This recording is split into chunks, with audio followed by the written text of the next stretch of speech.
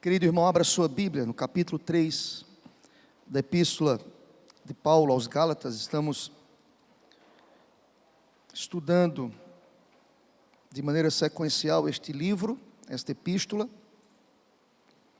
esta carta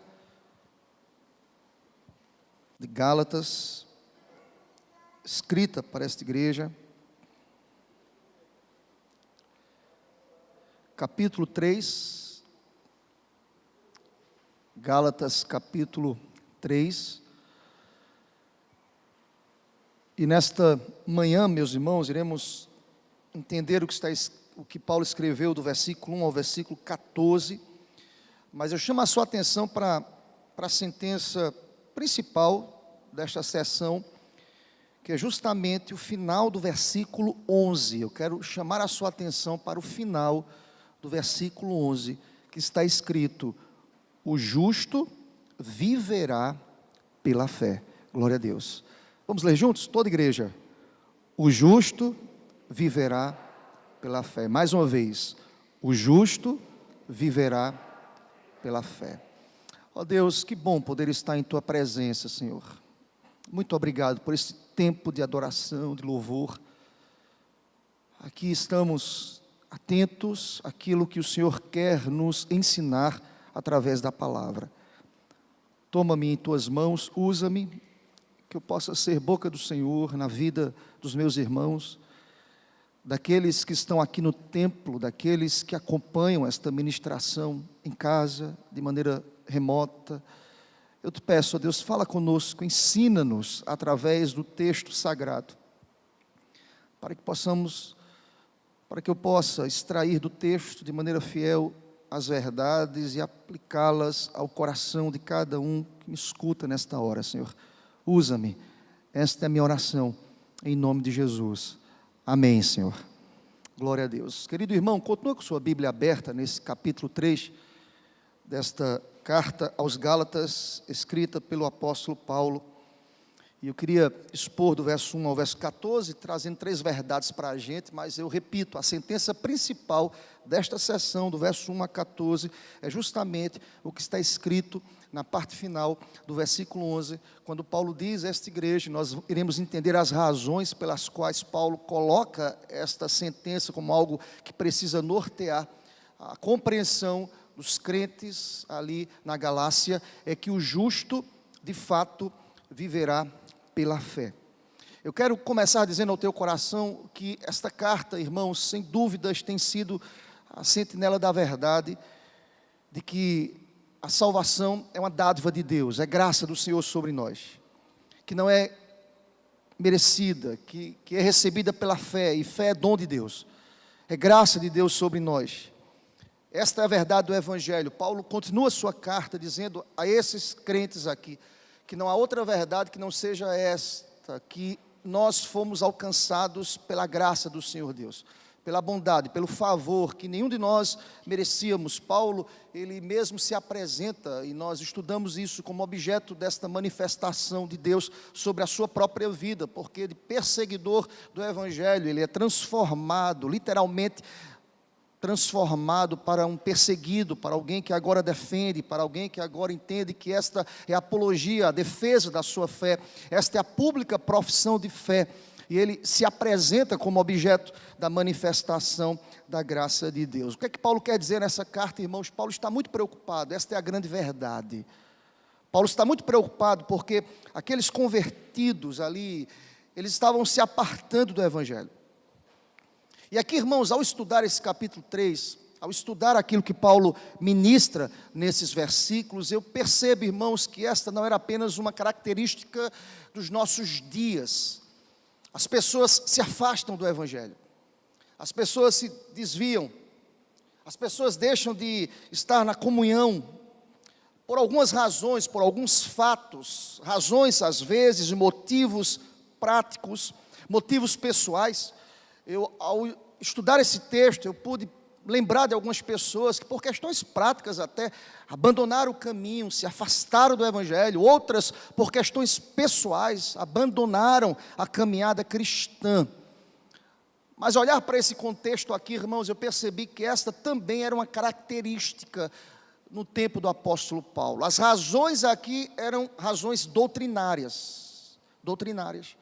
Mas essas pessoas estavam se afastando dos ensinamentos do evangelho puro, estavam abandonando o verdadeiro evangelho. Era fato aqui no contexto em Gálatas.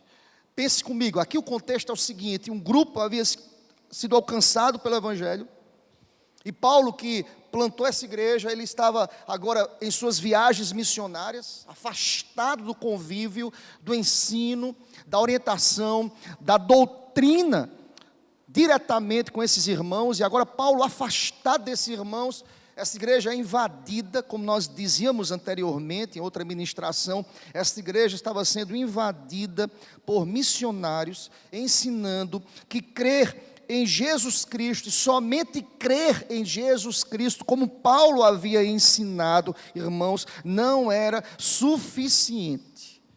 Era necessário o complemento da lei. Era necessário crer em Jesus. Veja que coisa capciosa, até interessante, convidativa para o coração de alguns. Era necessário crer em Jesus, mas era necessário não se apartar da lei mosaica, não era necessário deixar de lado, esquecer. E as pessoas ensinavam o seguinte: era necessário circuncidar, era necessário guardar a dieta religiosa dos judeus, era necessário observar o calendário judaico, além de todos os preceitos da lei de Moisés, se eles de fato queriam ser salvos. Essa era a doutrina que estava sendo ensinada aqui por esses judeus. Paulo se preocupou com isso. Paulo vai argumentar por isso que a sentença principal é esta: o justo viverá pela fé. Não é a guarda dos ritos judaicos, não é a observação da lei mosaica que lhes garante salvação. Isso é favor, isso é graça. E nós já afirmamos aqui que Paulo é objeto dessa graça. Paulo se apresenta como alguém que foi alcançado pela bondade de Deus. E aqui, irmãos, ao estudar o contexto aqui, a impressão que nós temos é que esses missionários que estavam ali no contexto eram aparentemente pessoas convertidas ao cristianismo, mas estavam ali inseridos no contexto, se comportavam como crentes, conviviam num gueto ali religioso, cristão, mas de maneira capciosa, perigosa, estavam inseridos ali para apresentarem uma mensagem extremamente diferente da que Paulo pregava. E Paulo dizia: é somente por Jesus que nós alcançamos a salvação, sem as obras da lei. É dentro desse contexto, é dentro dessa ideia aqui, irmãos, que Paulo apresenta 3 argumentos que para mim foram interessantíssimos. Eu queria partilhar com vocês aqui. A seção do verso 1 a 14 é a apresentação de 3 argumentos. Percebam, Paulo tem o objetivo de ensinar, de catequizar esses irmãos. E olha aqui para mim, querido, não se ensina na força, um braço forte, porque a força vem do Senhor. Amém, igreja? Se ensina ensinando. Sinaliza para as pessoas apontando a palavra. Paulo aqui, como pastor desse rebanho, ele tem a preocupação de ensinar, que eles investam tempo no conhecimento daquilo que é de fato legítimo, verdadeiro. Nós ouvimos, contextualizando para a gente, muitos sons, muitas doutrinas, muitos ensinamentos, e nós precisamos fechar as brechas. Nós precisamos voltar os nossos olhos para a palavra.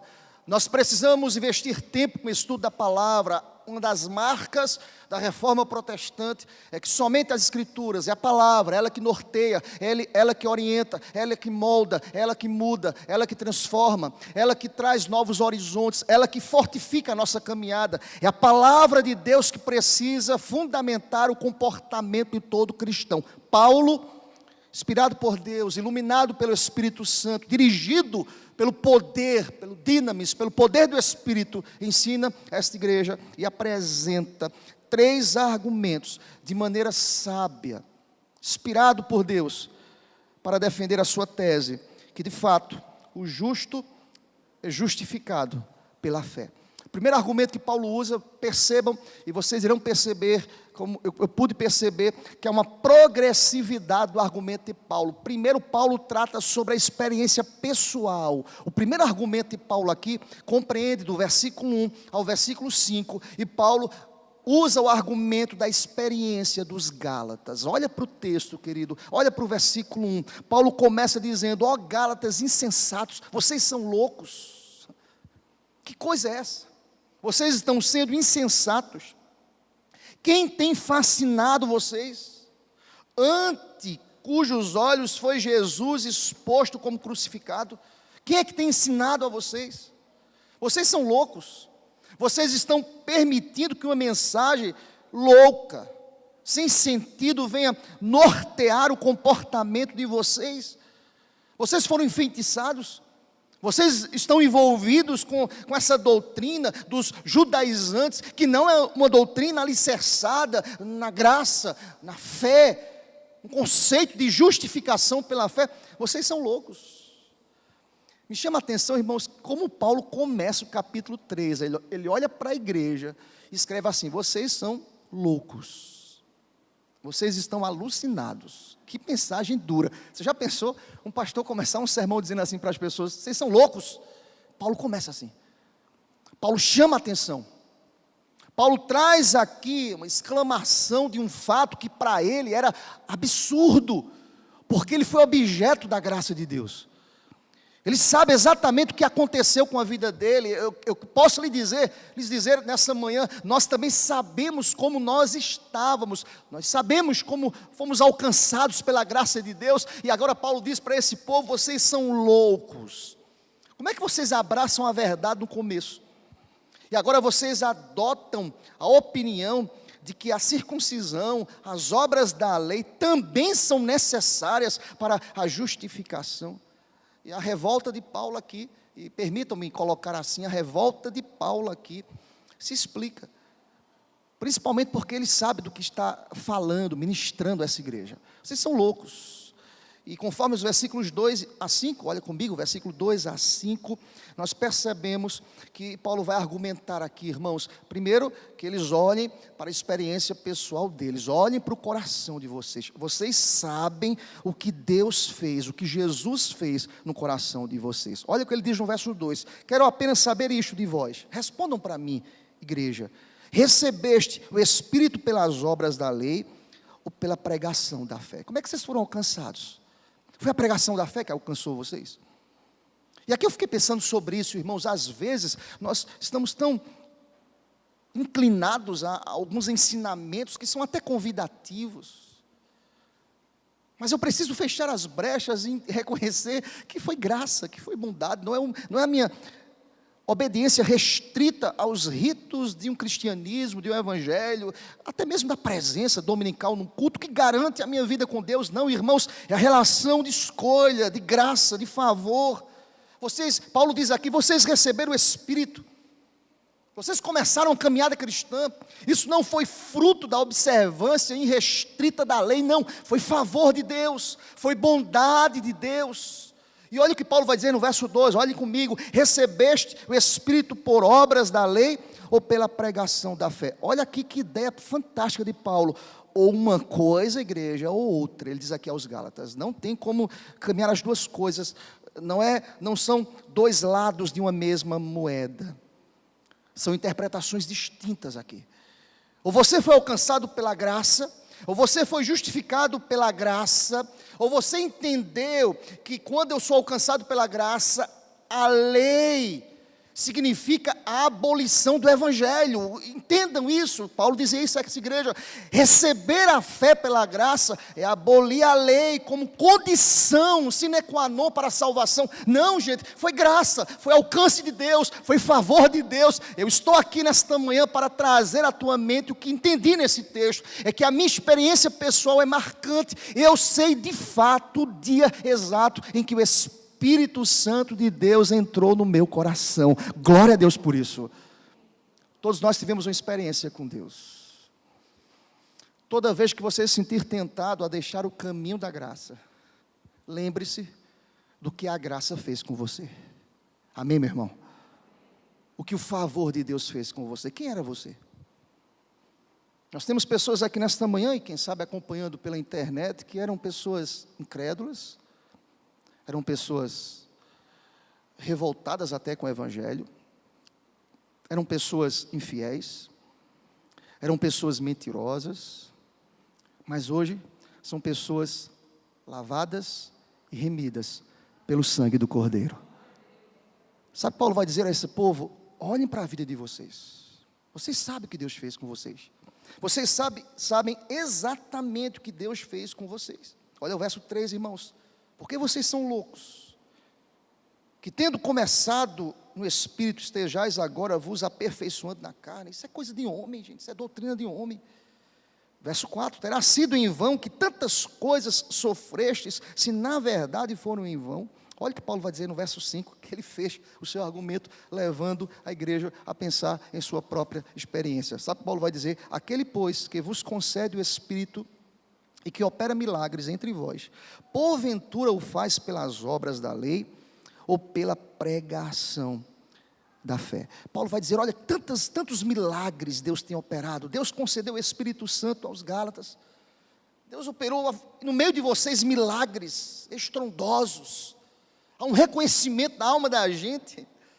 Como Deus operou esses milagres? Paulo pergunta, a resposta é a mesma: não por obras da lei, mas pela pregação da fé. Aqui uma aplicação impressionante, irmãos, é que nós não precisamos de eventos específicos para que Deus manifeste a sua obra. Nós precisamos da palavra.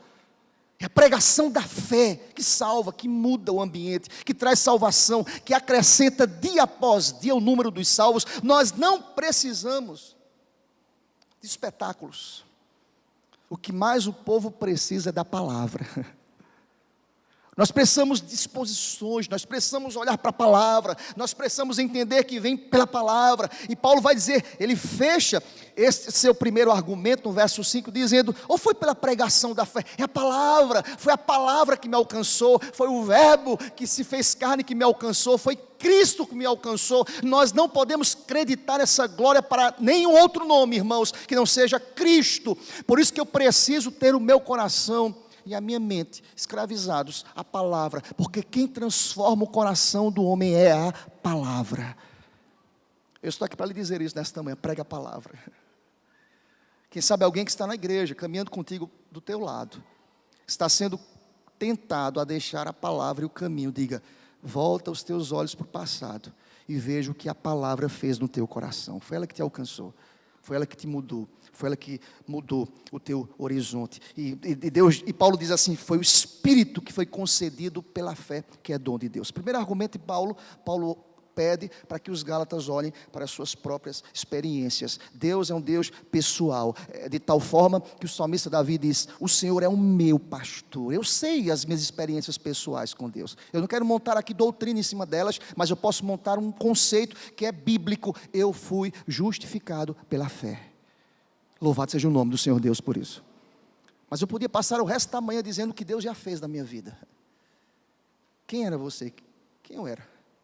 Você pode passar o resto do domingo dizendo quantos milagres Deus já operou na minha vida. Ele se relaciona conosco de maneira pessoal. Primeiro argumento, Paulo diz àquele povo: olhem para o coração de vocês. Segundo argumento, olha como Paulo é cirúrgico, irmãos.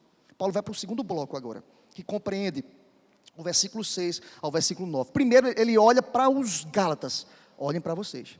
O que é que Paulo vai fazer agora? Veja que coisa perfeita de Paulo, progressivo. Paulo aponta para o líder da nação judaica, para o pai da nação, para o pai da fé. O que é que Paulo vai apresentar a esse povo judeu? Abraão.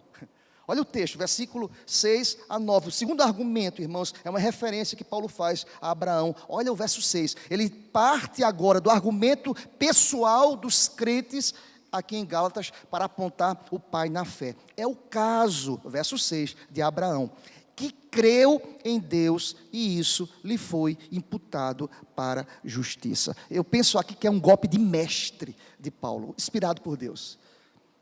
Eu quero apontar para vocês agora o pai da fé. Pensem comigo, vamos pensar um pouco no contexto aqui. Os judaizantes, eles consideravam Moisés como seu mestre, não é verdade? Aquele que recebeu a lei. Mas olha o que Paulo vai fazer aqui a partir do verso 6, irmãos. Paulo volta alguns séculos atrás da história de Israel para falar sobre Abraão, que é reconhecido como pai da fé. E aqui, irmãos, chama minha atenção, irmãos, que a citação do versículo 6 é uma referência a Gênesis capítulo 15, versículo 6. Se você quiser confirmar aí, é uma citação. Por quê? Diz lá a palavra: Abraão estava velho e não tinha filhos, mas Deus lhe prometeu o quê? Um filho. E até mesmo uma posteridade.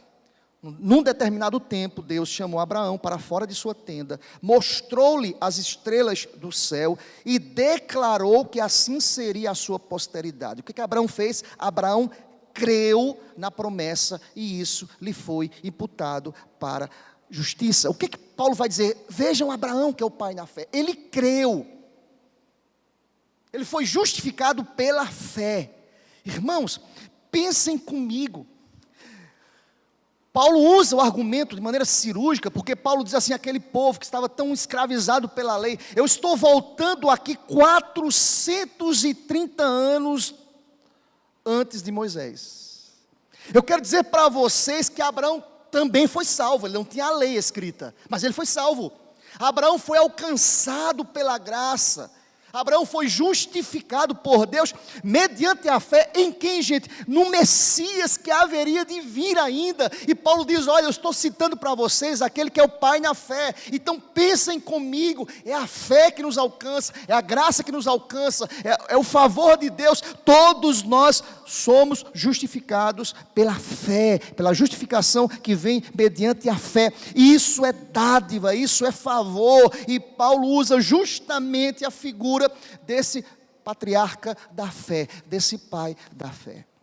Lembram, irmãos, o que está escrito em Gênesis 12, versículo 3, quando Deus olha para Abraão e diz: Abraão, em ti abençoarei os que te abençoam, amaldiçoarei os que te amaldiçoarem, em ti serão benditas todas as famílias da terra. Eu estava estudando a palavra bendito, irmãos, e a palavra abençoar, melhor dizendo, abençoar e justificar no texto são termos equivalentes.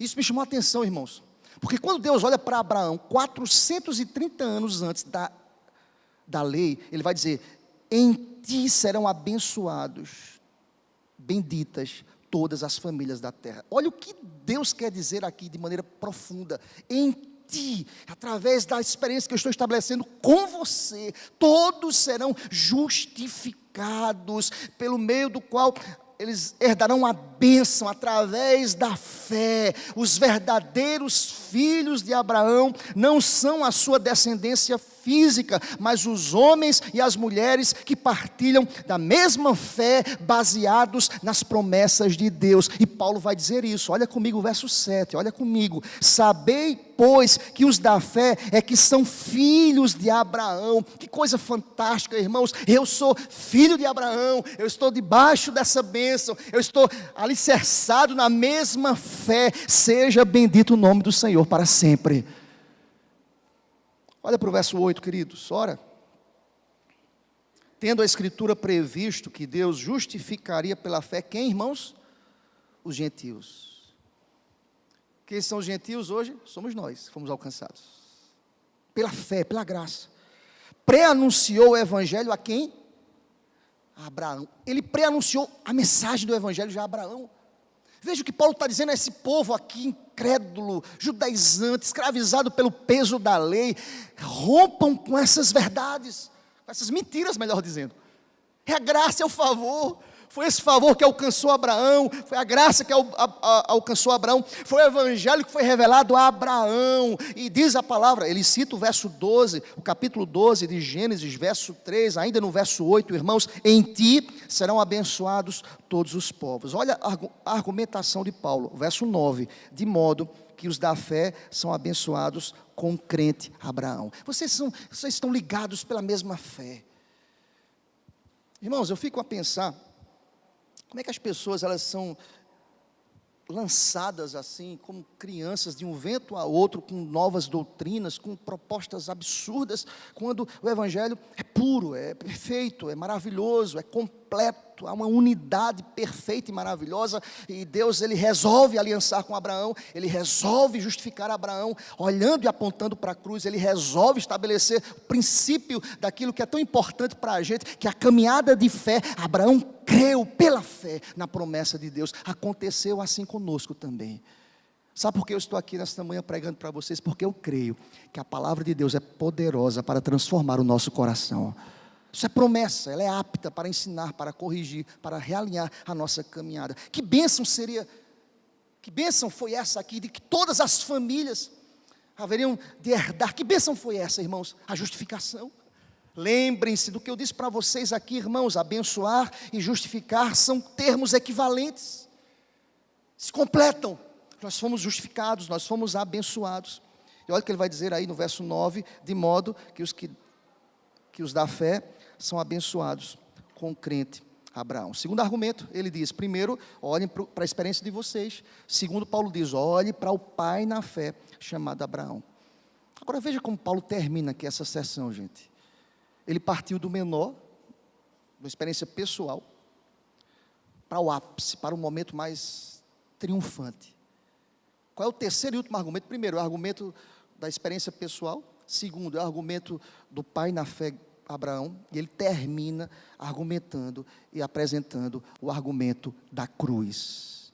Olha o que Paulo vai dizer a partir do verso 10, meus irmãos, verso 10. Todos quantos, pois, são das obras da lei, estão debaixo de maldição, porque está escrito, maldito todo aquele que não permanece em todas as coisas escritas no livro da lei, para praticá-las. Olha aqui para mim, queridos, veja que coisa interessante que Paulo diz. É que as pessoas agarradas à lei, aqui no contexto de Paulo, que olham apenas para a lei, elas estão mantidas e escravizadas debaixo de uma maldição.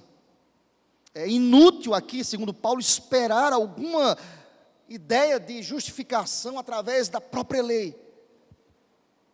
Paulo diz aqui, irmãos, e declara que são das obras da lei, aqueles que põem sua confiança na justificação através da fé. Esses, melhor dizendo, não podem se justificar através da lei, mas aqueles que colocam a sua confiança na justificação pela fé, esses sim podem alcançar a salvação. Por que Paulo diz isso, irmãos?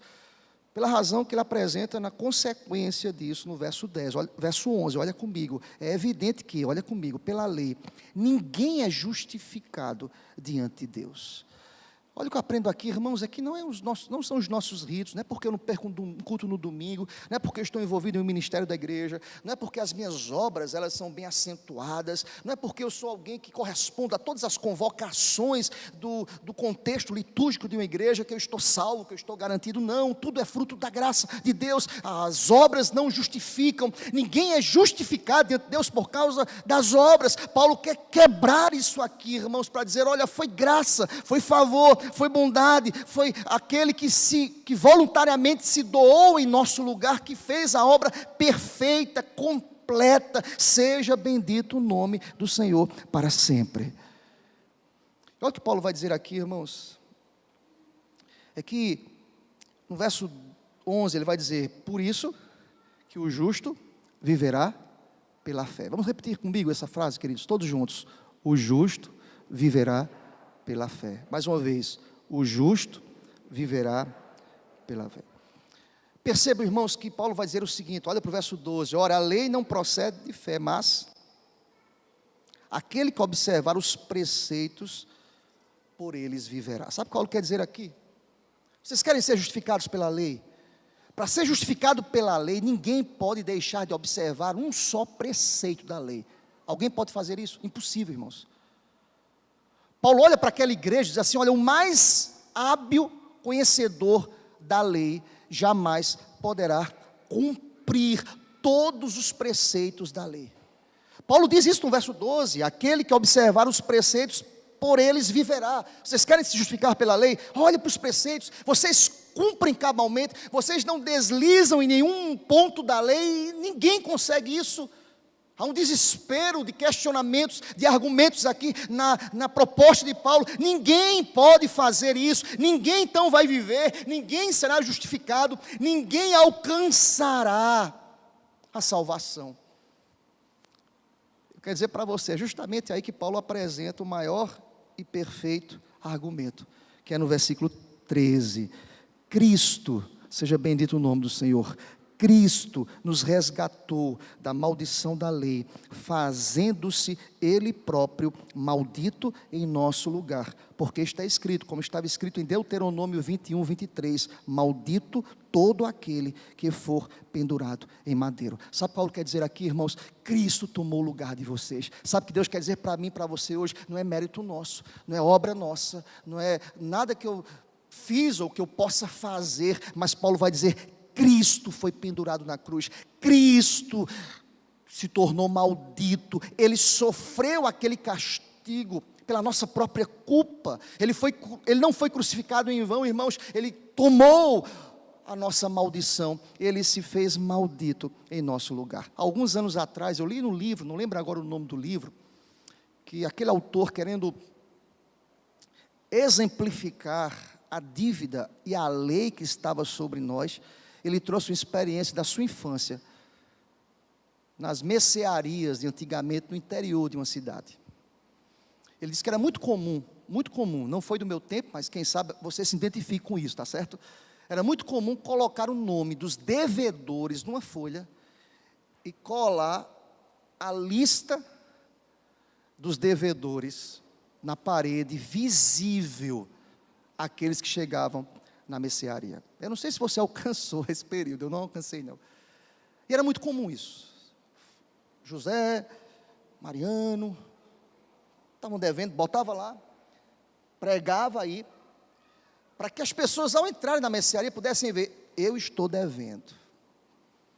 E sabe qual foi a comparação que esse autor fez? Ele disse assim: olha, vê só, sabe o que Jesus fez?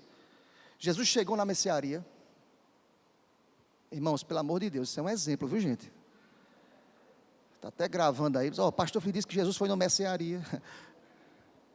Jesus chegou na mercearia, estavam os nossos nomes postos diante do mundo, das pessoas, como pessoas que deviam, como devedores. Jesus chega nessa mercearia e disse: me dá essa lista aí, me entrega aqui nas mãos, eu pago essa dívida, eu pago o que eles estão devendo. A dívida, irmãos, não foi esquecida, a dívida foi paga. Cristo se fez maldito em nosso lugar. Seja bendito o nome do Senhor para sempre.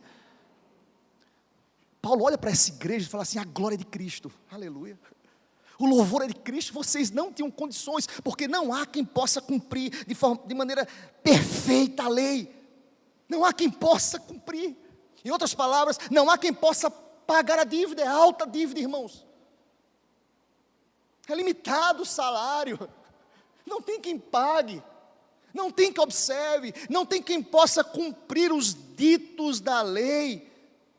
E Paulo vai dizer a essa igreja, porque Jesus toma o lugar daquela morte que era mais terrível. Pensa comigo, irmãos, nesse contexto, todo criminoso condenado à morte era executado sob a tutela, a legislação mosaica. Como acontecia isso, pastor? Os piores bandidos da época eram apedrejados, eram colocados sobre uma estaca, como símbolo da rejeição divina. Aqui é um bandido que foi rejeitado pelos seus atos, era que a lei mosaica orientava, principalmente para os judeus. Jesus não era o Messias, por quê? Porque ele foi pendurado no madeiro. E esse fato tornou-se para eles uma grande barreira do exercício da fé deles. Aí Paulo vai trazer à baila, mais uma vez, esta ideia: era necessário cumprir a lei em todos os seus ritos de maneira perfeita. Ninguém poderia fazer isso, mas houve um que viveu, que pisou, que bebeu da nossa água, comeu da nossa comida, que se relacionou, que viveu entre nós. Ele sim, o perfeito, sem pecado, cordeiro sem pecado, sem mácula, foi à cruz, se fez maldito, tomou o nosso lugar, porque é fato, diz lá em Deuteronômio: eu conheço a lei, Gálatas, maldito todo aquele que for pendurado no madeiro. Jesus se fez maldito, mas ele fez isso por quê? Porque ele amou ao mundo de tal maneira, Deus que deu, que ofereceu como graça o seu Filho único, para que todo aquele que nele crê não pereça, mas tenha a vida eterna. Nós fomos alcançados pela graça e o favor de Deus. Nós temos muito a agradecer a Deus. Nós não podemos jamais retroceder. Nós não estamos como aqueles que retrocedem. Pelo contrário,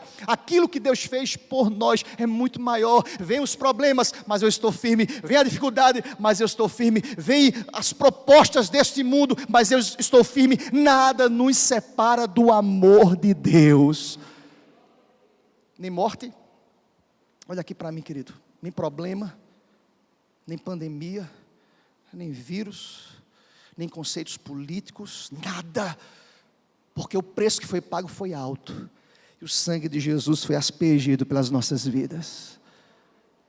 Porque ele se fez maldito, para a gente fechar, argumento maior. Por que foi isso? Olha que perfeito, irmãos, verso 14. Por que ele se fez maldito, Gálatas? Porque Jesus tomou o nosso lugar. Leiam comigo o versículo 14, toda igreja. Para que a bênção de Abraão chegasse aos gentios em Jesus Cristo, a fim de que recebêssemos pela fé o Espírito. Sabe por que nós temos o Espírito hoje, irmãos? Porque Cristo conquistou isso por mim e por você na cruz. Nós fomos enxertados na videira. 3 argumentos fantásticos aqui. Gálatas, diz Paulo, olhem para vocês, olhem para o líder Abraão, pai na fé, e olhem para aquilo que Cristo fez por nós na cruz. Todas as vezes que você for tentado a deixar o caminho da graça, lembre-se, o que Deus fez com você, o que Deus fez com Abraão, e o que Cristo fez por nós na cruz, quando nós ainda éramos pecadores. Que Deus aplique essa palavra ao nosso coração. Que Deus aplique esta mensagem poderosa, transformadora, a cada coração nesta manhã, em nome de Jesus.